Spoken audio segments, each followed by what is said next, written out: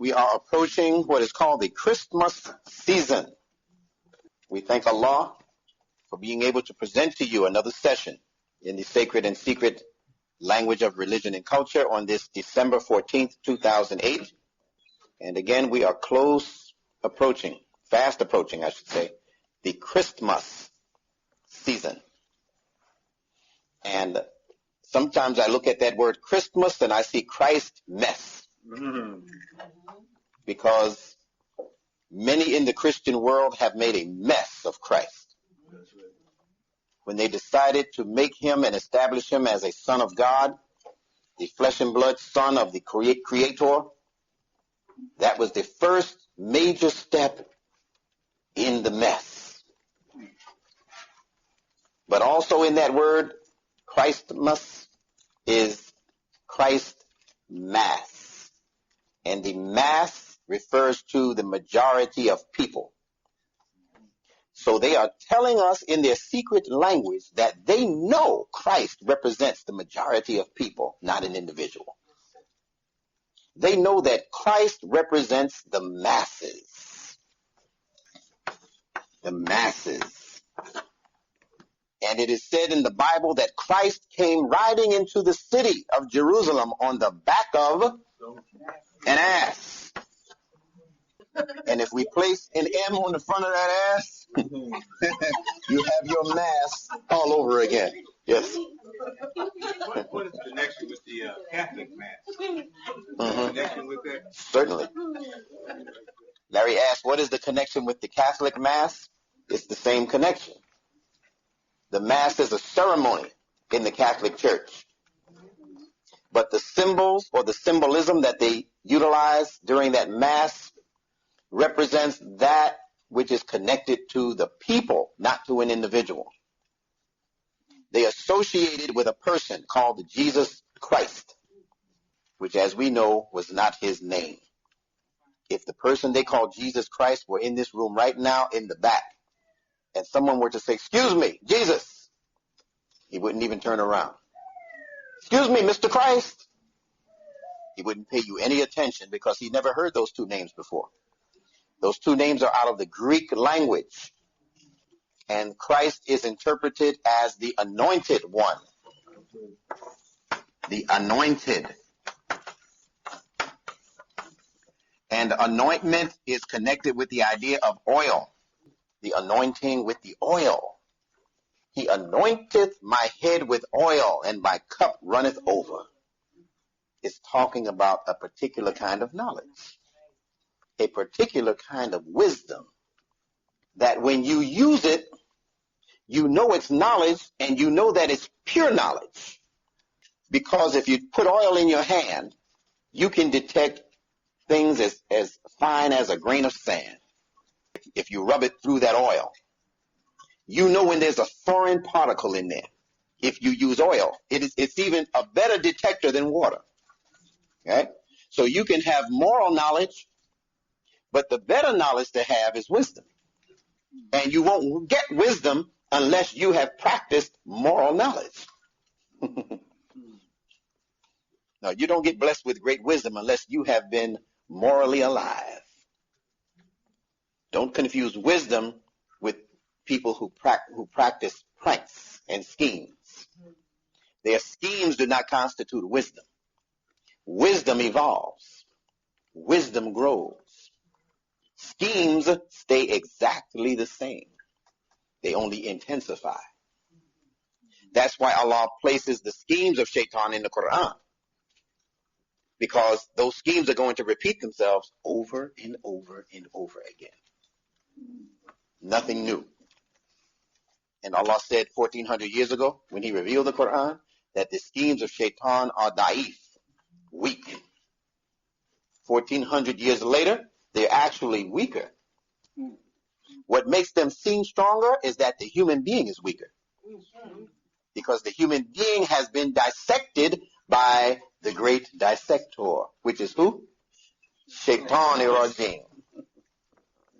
So he's not as strong as he was. Shaitan is falling apart himself. Right. But what makes him look strong is the fact that he has done everything within his shaitanic power to weaken the natural strength that the human being was endowed with by Allah. And that strength is in our, as Abdul Rahman pointed out, I believe, in saying that the human being is a composite being. Well, Shaitan has effectively separated, sliced and diced the human being on those levels that he articulated, right? Emotionally, what else did you say? In terms of our sensitivities, emotionally, mentally, spiritually, and, as our dear sister said, even physically, we've been sliced and diced. So we're dying prematurely from diseases that we could control and eliminate, right? Because he has gotten us in the composite life. He has gotten the whole composite life. And he told us that he would do that. Where did he say he would come from, Abdul Rahman? What positions? Right. That's right. That's right. All four directions. That's right. So wherever you turn, there he is. Oops, there he is, right? All right. So all of these are concepts that we need to be aware of. When we learn what these concepts represent, we'll have better conversations with our Christian relatives and neighbors.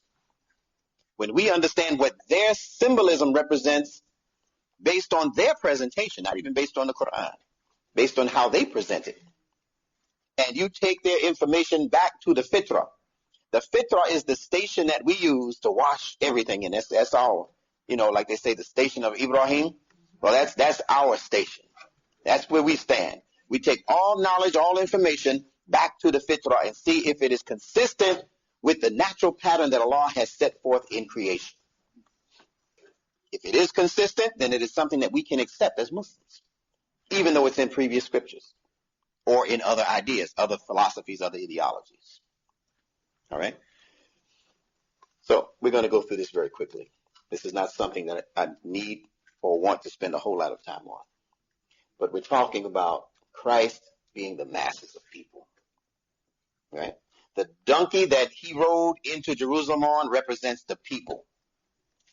That donkey represents the people.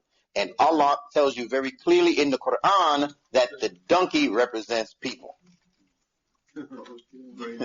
Right. Okay? Right. And in politics, you know that the donkey represents people in American politics. The masses are asked. Oh, okay. That one got by me, but yeah. Yeah. And if you understand what I was teaching you a couple of weeks ago concerning the analysts, analytical thinking that was established on the most part by Sigmund Freud, analysis. Remember that? Yeah. That's right. To analyze. I told you that it was a code word for anal eyes. Seeing things through anal eyes. That's why they call the masses asses. Because they train the common people to see the world in fragments. I think they had a movie out, Analyze This. Part 1 and 2. They're telling you all the time what they're doing. What it is saying is this. I told you that Anna, see Anna in there? Means that which is up or upward. And it refers to a circle. Anal means circle. That's all it means. That's all it means. And the circle that is up are the planetary entities. The sun in particular. And the sun provides light. But the sun, S-U-N, shows you specifics. Once the sun comes up, the sun shows you variety in colors, in shapes, in geometry. The sun manifests differences in geometrical forms. And those differences represent the separation of shapes and objects in creation. So the sun itself is a separator. The light from the sun serves to separate objects or items in the human being's view. Going slow so you can think about it. You wouldn't know the difference between yourself sitting in this room if it wasn't for the sun or light. You wouldn't know the difference in colors. When the sun goes down, what color are the leaves on the tree? Yeah, they have no color. Regular science hasn't reached that point yet, where they acknowledge that. Where there is no sunlight, there is no color. And the color returns when the sunlight returns. Now, I'm telling you, you'll hear about it soon in science, but I'm telling you what I know. When the sunlight dissipates, even you lose color. And color returns with the return of the sun. The Christians just got the wrong sun returning. The Savior is that sun in the sky, not that one 2,000 years ago that they say was crucified, whose birthday they're about to celebrate. I'll give you another secret of science. Matter is composed of particles and waves. When the human eye is focused on a thing, it becomes a particle that you can see and identify. When the human eye or the human mind is not focused on that portion of creation, it remains in wave form. Matter is composed of particles and waves. Remember, everything is vibration. Everything in existence exists as vibration or energy. That vibration becomes manifest to the human brain when the human eye or the human senses come in contact with it. At that point, it transfers from wavelength to particle. Matter. You see this I'm touching here? This is an illusion. That's Al-Quran. Allah says that all of this is illusion. The whole world. But everything in creation represents sound. That's the point. Yeah. Even the things you see, because everything is just a manifestation of vibration. Vibrational rates. I should rightfully be able to put my hand through this wall. But the vibratory rate is so high that it gives this the illusion of being a solid that cannot be penetrated. But time itself will show you that that was just an illusion. Because even if you did nothing to it, on its own, it will decompose and become something different 100 years from now than what it is now. Yes. For that, maybe in self-defense, when the guys break wood and yes. bricks and stuff.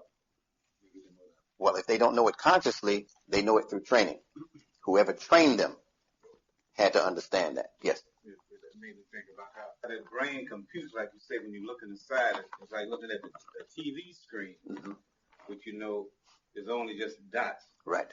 But your brain takes and reads it. That's right.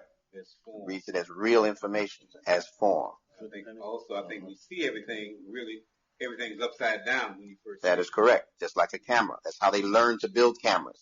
The picture goes in upside down and your brain translates it. The retina and those other aspects of the eye turn it what we call right side up. So in effect, everything that we see initially by the eye is upside down, or what we would call topsy-turvy. Right? I'm going to leave this because I have something more important to talk about. So bear with me on this. As Muslims, we have to understand that Al-Fatiha is the key. That's what it means. Al-Fatiha, the opening. Right? It is the key. So we have to pay particular attention to the things that Allah put in Al-Fatiha as a language in order to understand how vast the knowledge is that Allah is putting us in contact with. In Al-Fatiha, we say Alhamdulillah, and we say that throughout our life as Muslims. Alhamdulillahi Rabbil Alameen. What a statement. And we translate that as the praise belongs to Allah. Right? Alhamdu. The ham. Li. Towards. Lillah. Allah. The praise, it goes towards Allah. It does not go toward me or toward you. The praise is possessed. That's possessive. The praise is possessed or owned by Allah.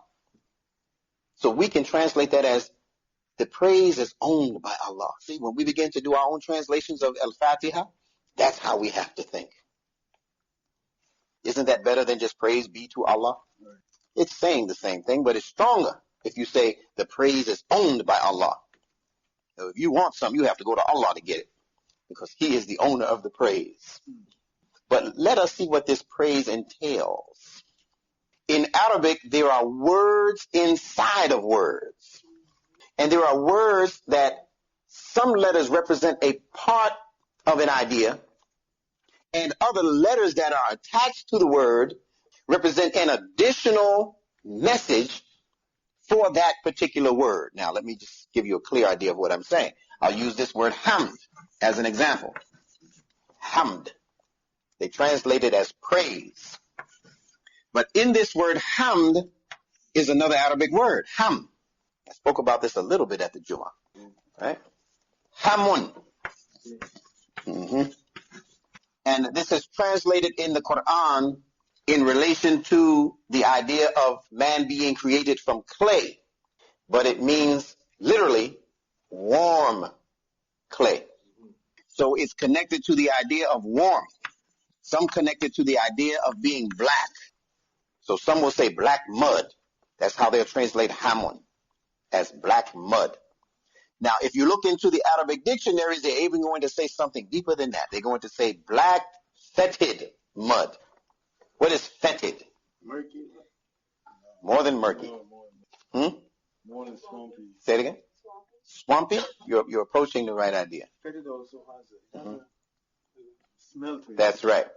It means stinky. Stinky. Like the swamp. Smelly. Because when you warm a thing up, it lets off an odor. Right? You take frozen biscuits, you can't smell them, but you put them in the oven, you expose them to heat, you begin to smell the biscuits. So what they're saying is that when this particular mud is heated, it lets off an odor. But the odor is offensive to the nose. You see these symbols coming into play now? With the vowels being interchangeable, hamun is also human.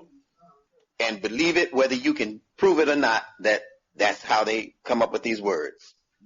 They say hamun is human, and the human is the offensive thing. Isn't that what Shaitan was trying to prove? That the human being was not worthy? And what was the reason for him not being worthy? When Allah asked him, He said, why didn't you bow when I said bow? He said, you created him from clay. That was his problem. So Allah says that He created him from hamun, masnoon. From this stuff here, fashioned into shape. Masnoon. Hamun, masnoon. And as I mentioned at the Jummah, they called all African descendants children of who?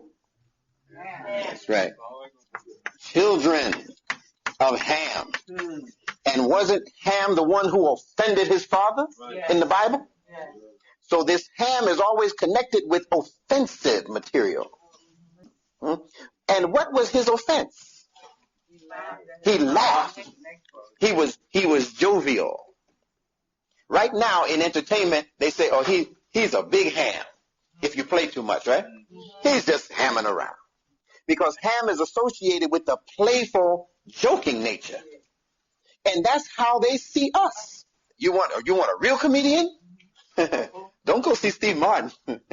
Go see Chris Rock, Richard Pryor, right? Because they see us and have seen us historically as a joking people who don't take things seriously. Everything is a joke.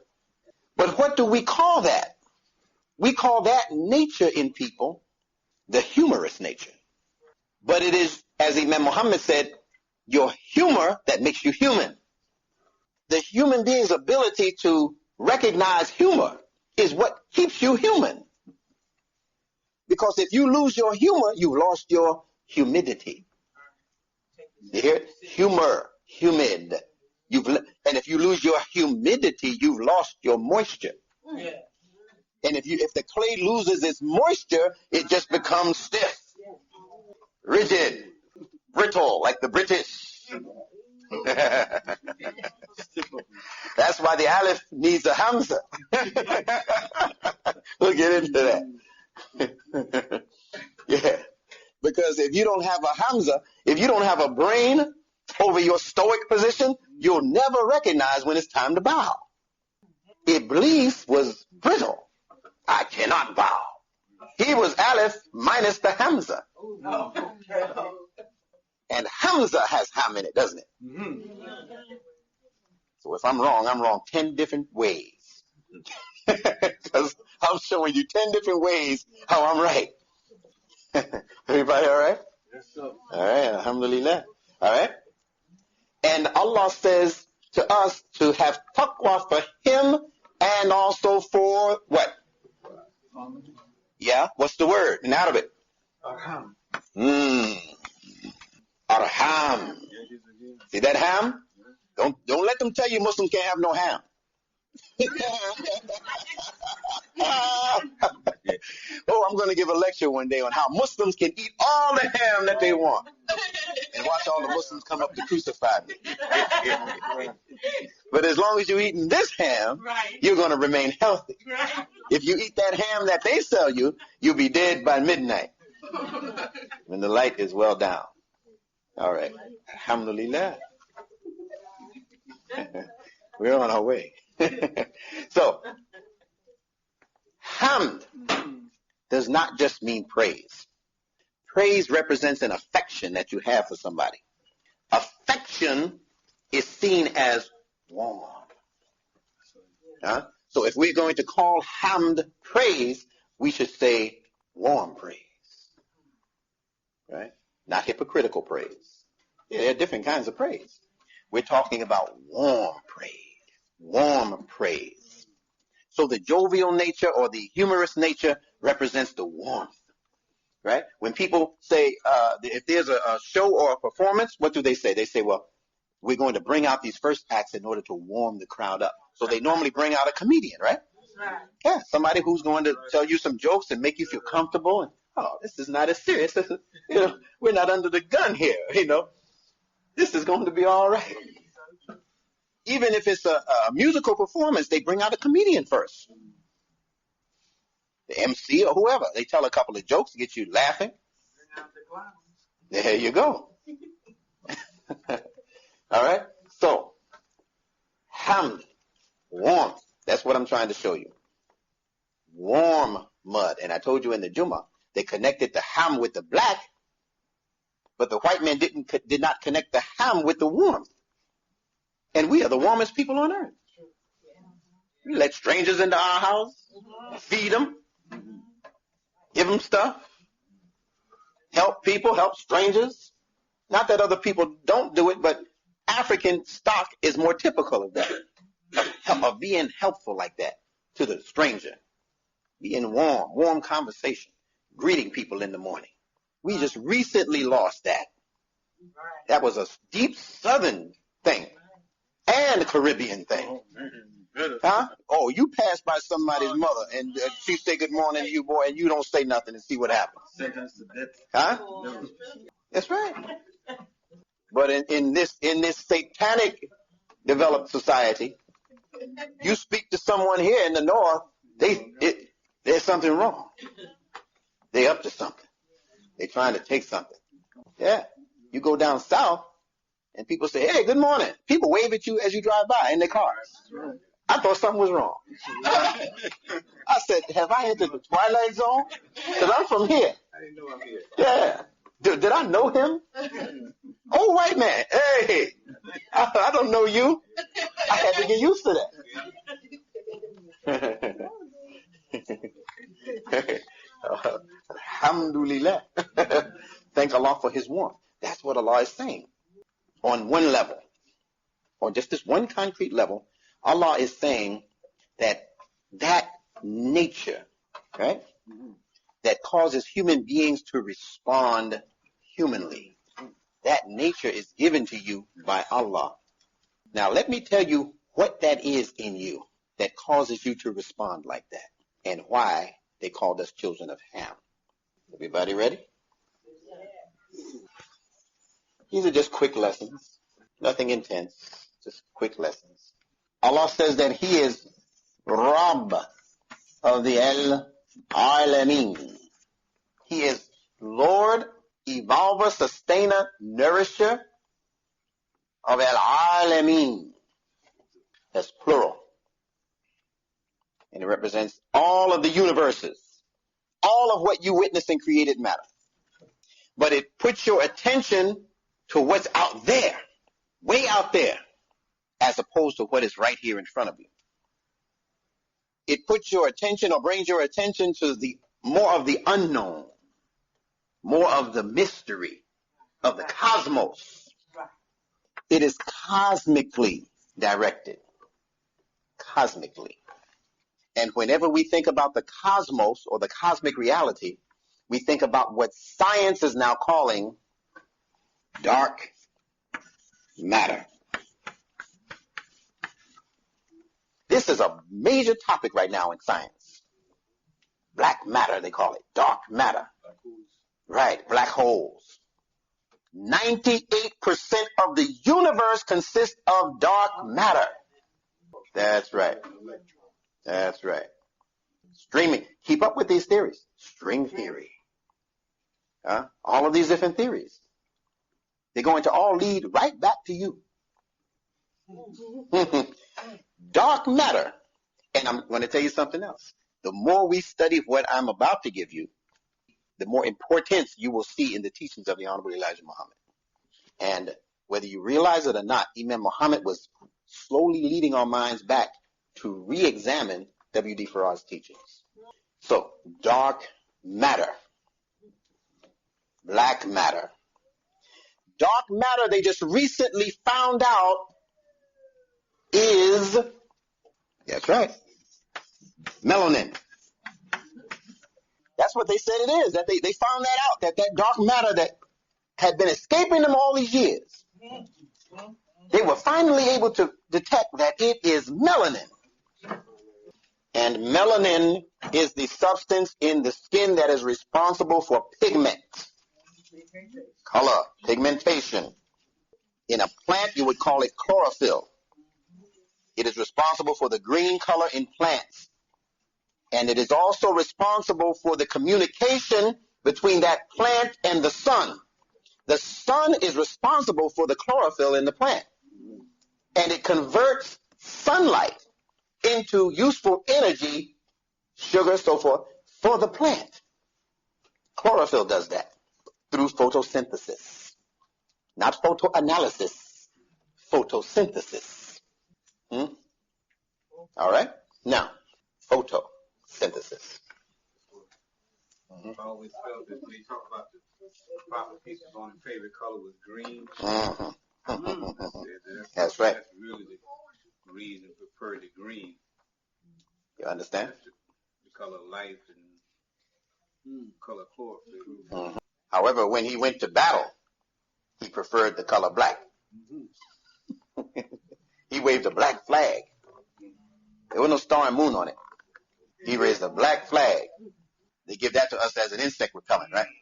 Yeah, because it repels insects. Yeah, it kills all insects. Black flag. Huh? Yeah. You see? Yeah. Yeah. Insects they call them that because they're insections, right? They're insections because they're being analyzed. Because analyzing separates. See, these are signs in the fitrah. So if you can trace them back to the fitrah, you know what kind of psychology the people are using when they give things these terms. Yeah. So melanin. And in the plant, it is, I said chlorophyll, right? Is there a Y in? There's a Y in here, right? No. Chlorophyll here. Chloro. PH? IL? Okay. I believe that's correct. Chlorophyll. Chlorophyll is responsible for the green color. Melanin is responsible for the red, the black, the brown color in skin, in human skin. People of European descent have melanin also, but not in these kinds of measurable amounts. And overabundance of melanin in their skin results in freckles. Oh, that's where the Y is, right? So it's an I here? Oh, Y here and Y here. Thank you. Alhamdulillah. Very good. All right. Now, let's make this connection. So Allah is Alhamdu. He is the Hamd is owned by Allah, who is Lord of all of this cosmic reality that science calls black space, black matter. Black matter. And the black matter is compatible with the black matter in you, called melanin. And it is your melanin that is responsible for your warmth. That's why they call us people of the sun. Because the sun produces the melanin. And the sun gives warmth. And you know I'm leading to our human example. Muhammad. The one with the intensified ham. Yeah. And he was the warmest human being that ever walked the planet Earth. So we're talking about a phenomenon that connects the human life with the cosmic reality. With cosmic reality. It is the cosmic reality that is feeding you your human life. Allah says, think not that you are a greater matter than the creation of the heavens and the earth. No, the heavens and the earth is what produced you. So you are a microcosm of the macrocosm that we call the Alameen. So whatever is out there is in you. But those of you who are more established in terms of your years on planet Earth, you are naturally going to be closer to this cosmic reality than the Johnny-come-latelys. And if you were to really, truly, we won't get into it today, but if you were to really, truly understand the role of melanin in the production of that composite creature we call the human creature, you will understand what it's going to take for us to make that leap from this dormant level that we're at now as a humanity to the point that Allah calls in the Quran Yawmul Qiyamah, the day of standing. What is going to be standing is the question. I go back to some of the things Hanif said about the Aleph. What is going to be standing? What is Allah going to raise up? All right. Little lesson and then we're through. Now, that's your Aleph, right? Straight line. Connection between Allah and creation. Huh? The connection between your Lord and you. That's your covenant. Aleph. It means covenant. That's what Aleph means. It means covenant, and it also alludes to protection. Allah says in the Quran, لِإِلَافِ قُرَيْشٍ. You hear that Aleph in there? Ilaf. لِإِلَافِ قُرَيْشٍ. For the protection of Quraysh. For the covenant of Quraysh. You can translate it either way. Because a covenant is an agreement. And Allah tells you very clearly in the Quran that before He brings every human soul here, He enters into an agreement. Who is your Lord? It is you. Am I your Lord? Yes. The creation answered. The soul. So it is intrinsic in every soul, the knowledge of who your Rabb is. Not necessarily who Allah is, but who your Rabb is. that function that Allah allows to operate in the human life, in the life of every human soul. But I told you that this Aleph was not complete without Hamza. And if I were to draw Hamza big, it would look like that. That again is a profile of your brain and the brain stem, which leads where? To the spinal cord. Right, to the spinal cord. So if you were to draw this all the way out, you would have to draw the spinal cord also. Pardon me. Now let me tell you, there's a very serious thing that happens here. A very serious thing that happens. In this portion of your brain, you have what is called the pineal. Yeah, the pineal gland. Some call that the third eye. So when we discuss ideas in religion like the Day of Awakening, it is not talking about you waking up from sleep after 8 hours. It is not talking about a day when new information is in the world, therefore people are becoming much more competent and cognizant. It is talking about the awakening of something that was left dormant in the human structure. Something that Shaitan understood how to keep asleep, like that sleeping giant in the fairy tales. Remember they traded the beans for him? They trade, yeah, Jack and the Beanstalk. Right? Mm-hmm. That's right. Which again is translated as the third eye. But let me tell you what happens when that third eye is not being used. Science says that it calcifies. It develops a calcium crust. It's about as big as a grain of rice, your pineal gland. And it calcifies. And what causes it to remain active and alert, remember it's a gland, that means it secretes, right?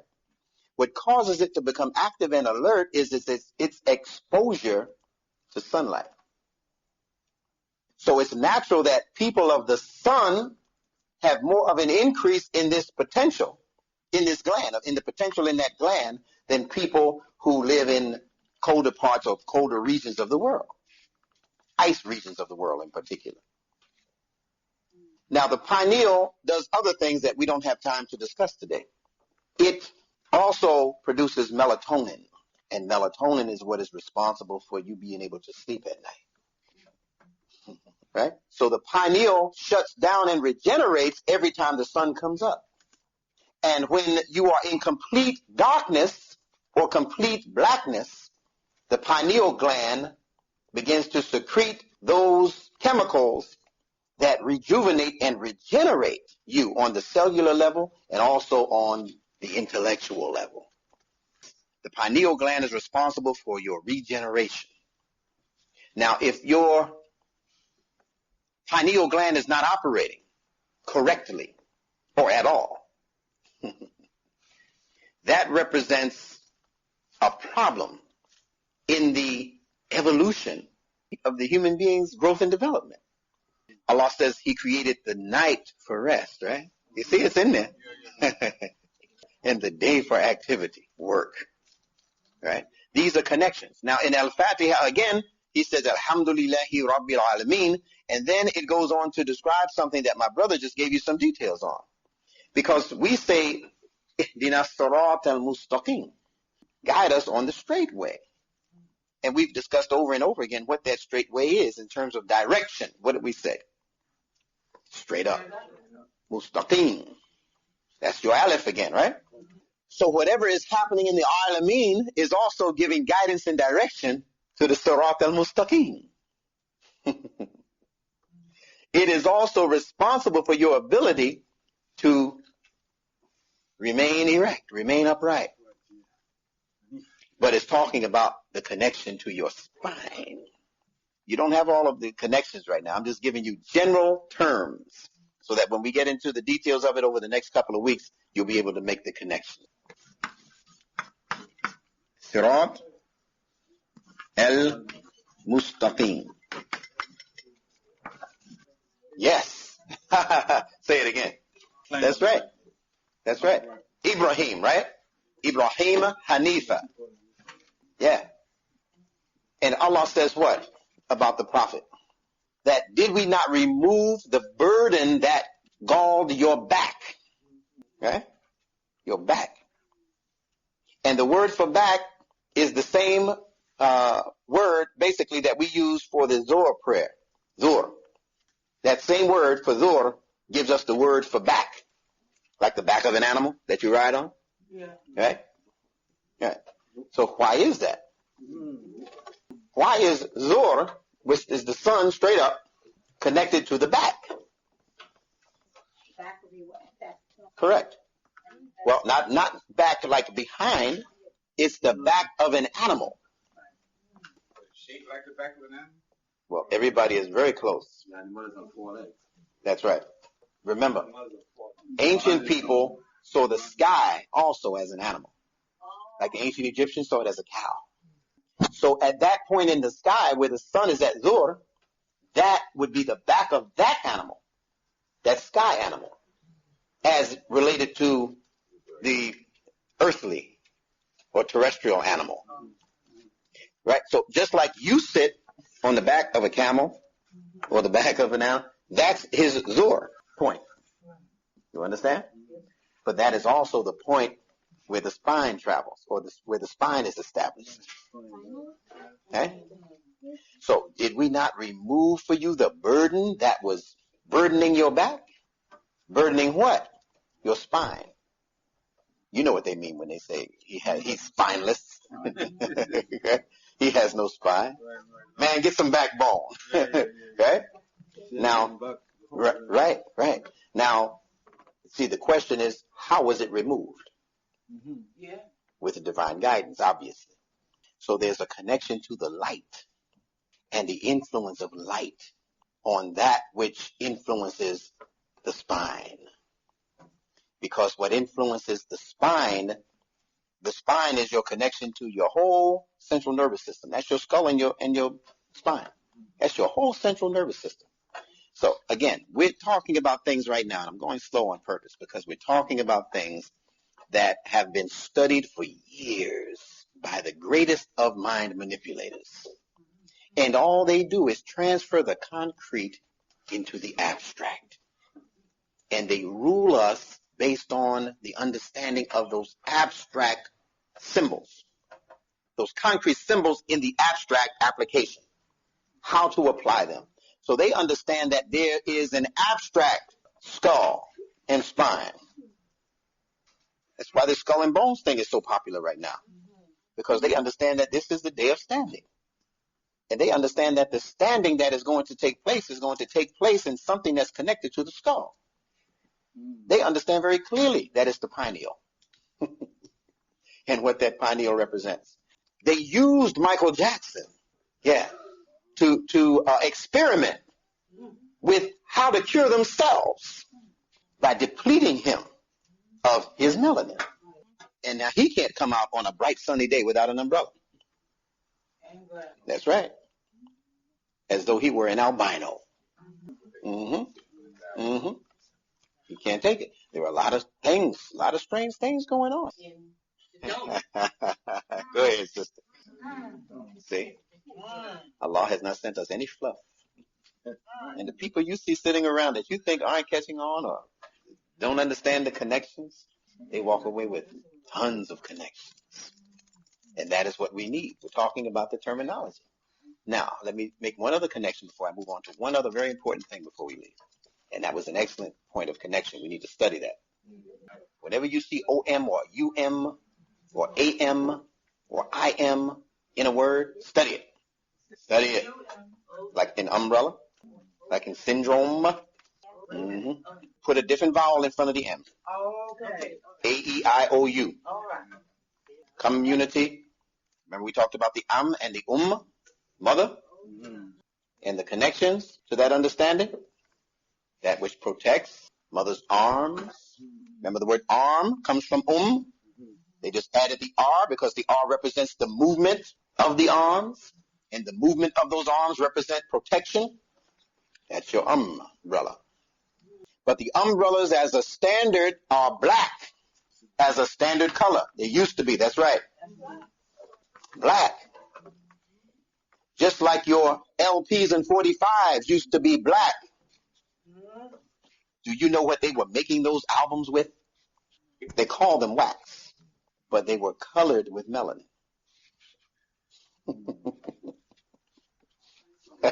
Now, the melanin in those LPs allowed information to be registered within the grooves of that record or that album.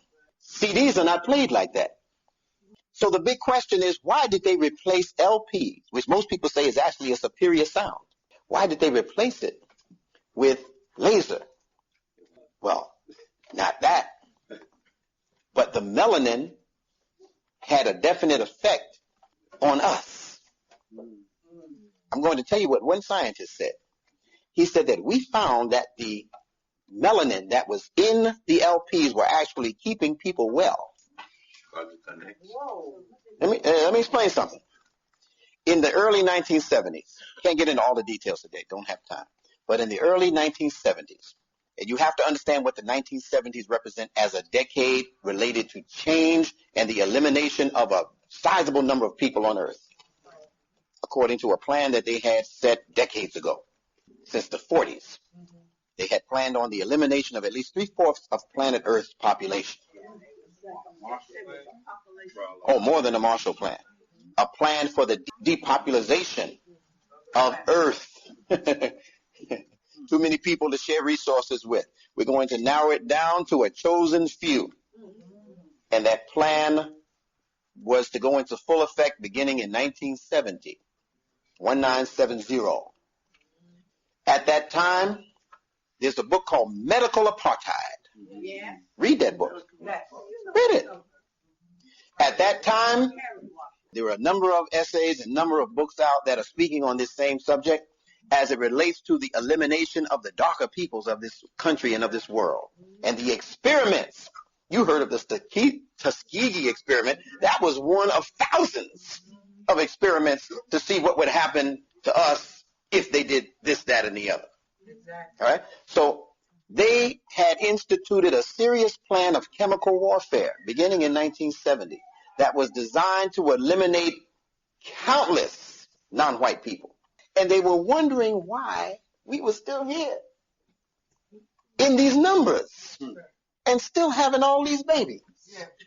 Now, this might sound strange to us, but this is real science to them. They look everywhere for the answer. One scientist said that they found that in the LPs, because of our love for music and dance and our fabulous record collections, they found out that us just spinning these records, keeping these records in close proximity, that it was actually keeping us well. It was feeding our melanin. So they set forth to eliminate LPs and 45s in favor of the CDs, in favor of tape, acetate, and cassette. Then they phased that out and brought in the CDs, which are not melanin-based. Now, if they found that the melanin in the LPs helped our system. See, Allah sends you angels.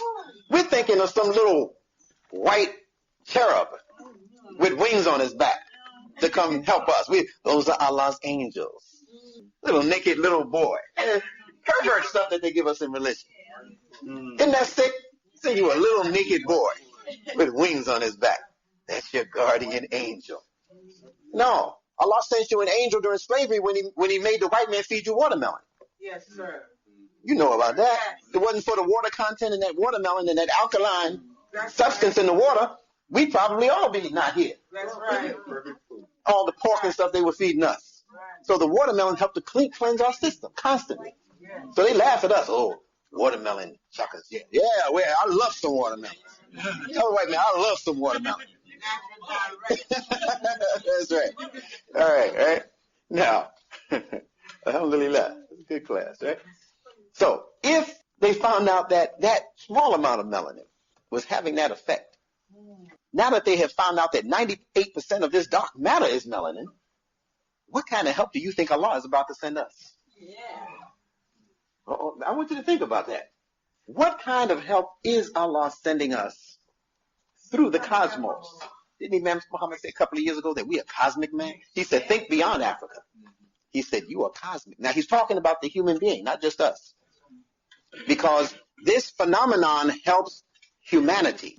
But it works against those, listen to what I'm saying, it works against those whose cognitive minds are in a constant state of scheming against the growth and development of humanity. You hear what I'm saying? It's tied into what Allah tells Ibrahim alayhi salam in the Quran related to, I'm going to make you Imam of the Ummah. Actually, all Ummahs.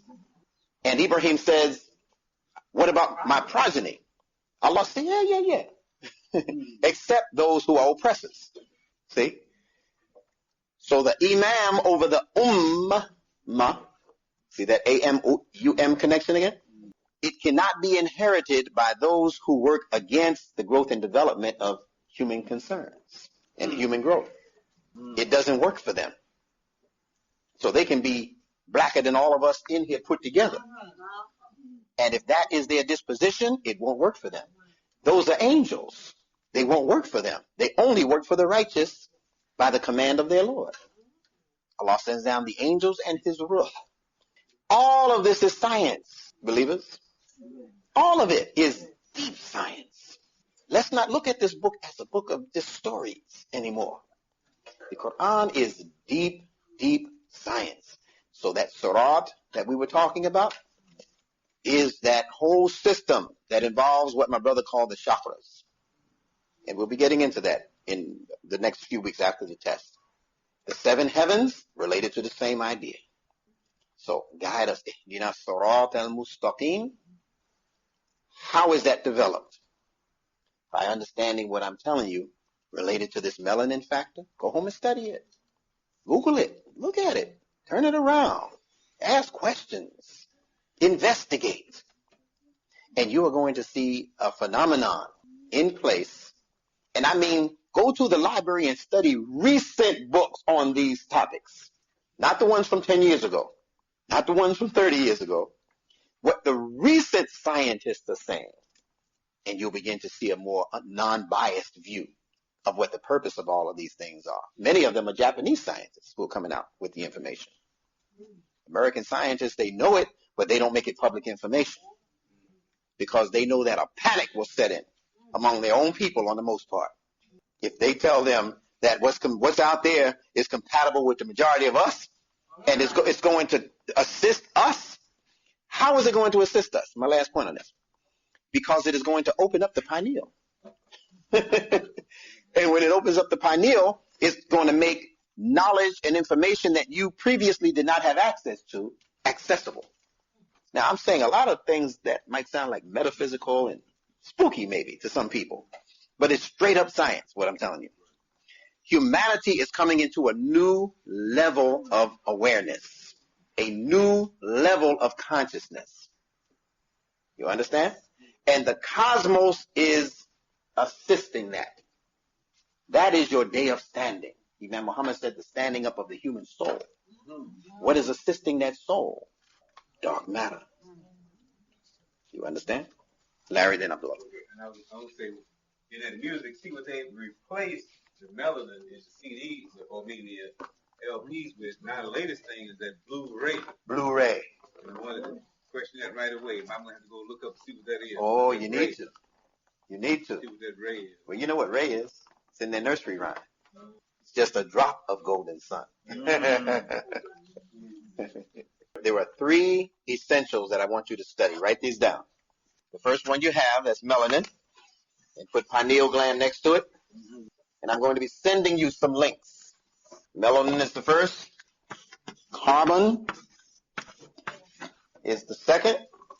And hydrogen is the third. Hydrogen is the first element.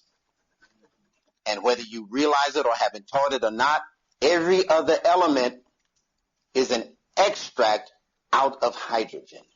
And you know that hydrogen is a component of water. When you study hydrogen, study alongside it the concept of Tawheed. Mm-hmm. And you're going to see its correlation. Just like I told you that there's a correlation between taqwa and water. You know there's hydrogen in water, right? Hydro means water, right? Mm-hmm. Study hydrogen in connection with Tawheed. Tawheed. Yes. Just on that hydrogen, I've been just studying the hydrogen peroxide. I started using that hydrogen peroxide again. Yes. And started reading some of the properties and the things that hydrogen peroxide does for you. Yes. But they won't give it to you in the medical field. Right. Because you can go to any store and get it. That's right. They can't make $1 million off of it. 79 cents a bottle. Most of what we need to correct most of our health problems, you can get it in the store for less than $10, including treatments for cancer. Yes. That's right. You live or die there.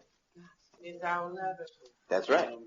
But look at how they have taken most of us, especially the women, out of the kitchen. They've taken her all the way out of the house. But they have definitely taken most women out of the kitchen. True. We used to call them our first nurse, right? Because mothers were responsible for making sure that the family stayed healthy.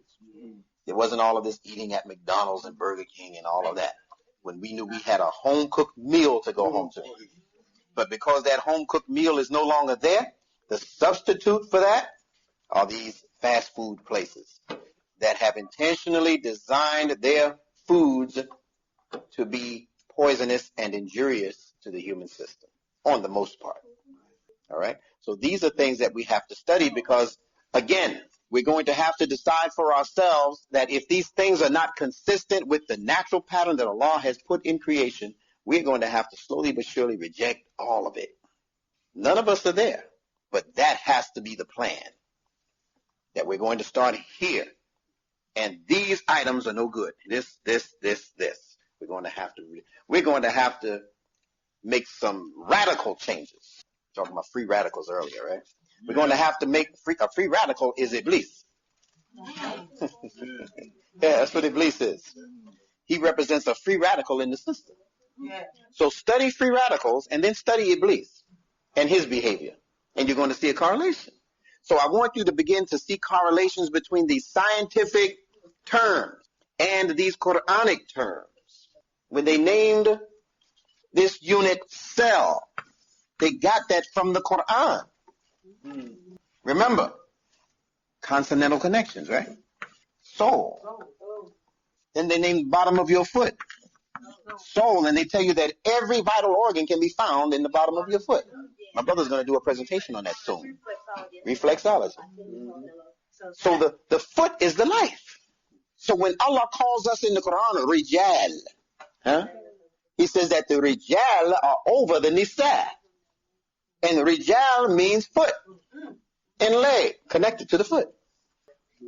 Right, Rajal. That's right. That's where the soul is. Right?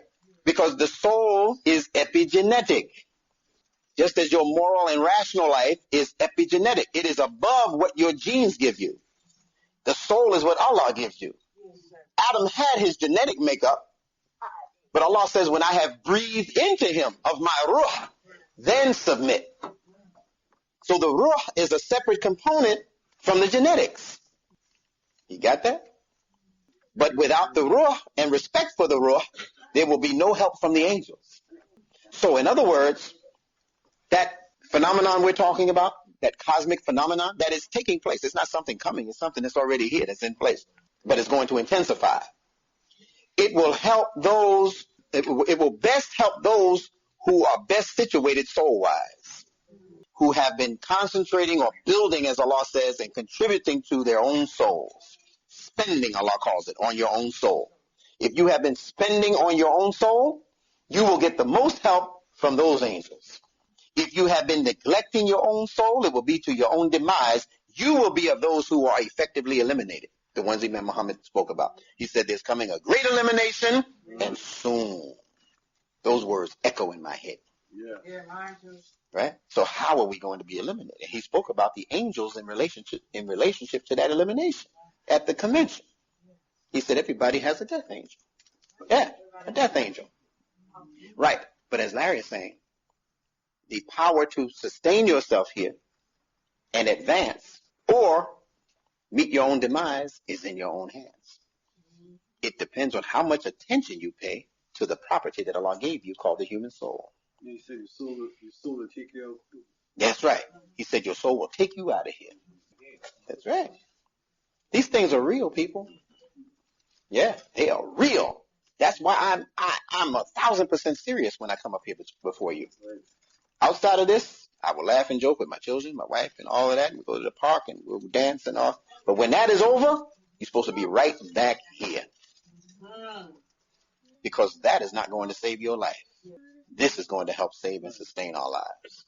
Understanding what Allah has put in terms of His information in the Quran for our own growth and development as human creatures. And we will be the leaders of the world very, very shortly.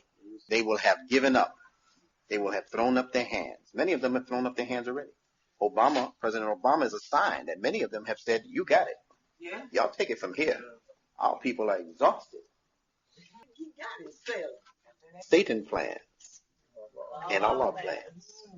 And somewhere along the line, they're going to make the wrong decision.